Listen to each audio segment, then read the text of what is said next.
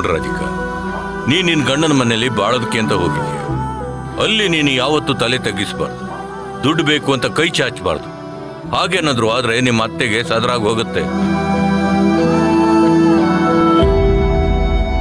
ನಮ್ಮಲ್ಲಿ 1000 ಇದ್ರು ನೀನಲ್ಲಿ ತಲೆ ಎತ್ಕೊಂಡು ಗರ್ವದಿಂದ ಇರ್ಬೇಕು ಕಣಮ್ಮ. ಇಷ್ಟು ದಿವಸ ನನ್ನ ಹತ್ರ ಒಂದೇ ₹1 ಕೇಳದೆ ಸ್ವಾಭಿಮಾನದಿಂದ ದುಡ್ದು ಮನೆಯವ್ರನ್ನೆಲ್ಲ ನೋಡ್ಕೊಂಡಿದ್ಯಮ್ಮ.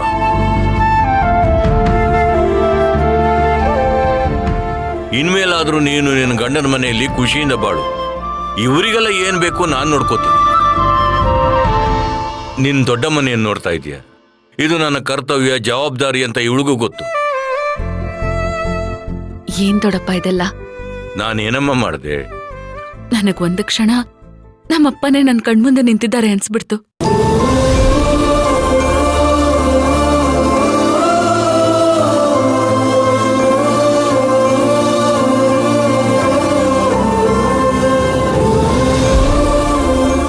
ಕಾಶಿ ಈ ತರ ಸಾಲ ಮಾಡಿ ಫಿನಾನ್ಷಿಯರ್ ನಮ್ಮ ಮನೆವರೆಗೂ ಬಂದು ಜಗಳ ಮಾಡಿದಾಗ ನಮ್ಮಪ್ಪ ಇದ್ದಿದ್ರೆ ಏನ್ ಮಾಡ್ತಿದ್ರು ಅದನ್ನಿವತ್ತು ನೀವ್ ಮಾಡಿದ್ರಿ.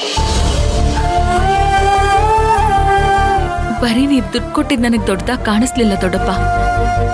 ನೀವ್ ಬಾಯ್ ತುಂಬಾ ಈ ಮನೇಲಿ ನಾನಿದ್ದೀನಿ, ಇವ್ರಗಳಿಗೆ ನಾನ್ ಬೆನ್ಗಾವ್ಲಾಗಿರ್ತೀನಿ ಅಂತ ನೀವ್ ಮನ್ಸಲ್ಲಿರೋದನ್ನ ಹಿಂದೆ ಮುಂದೆ ಯೋಚನೆ ಮಾಡ್ದೆ ಹೇಳಿದ್ರಲ್ಲ,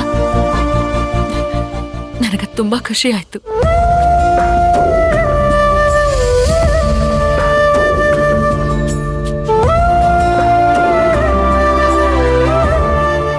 ಇಲ್ದಿರೋ ನಾವು ನಿಮ್ ಬಾಯಿಂದ ಈ ಒಂದ್ ಮಾತು ಕೇಳೋದಕ್ಕೋಸ್ಕರನೇ ಇಷ್ಟು ವರ್ಷ ಕಾದಿದ್ದು.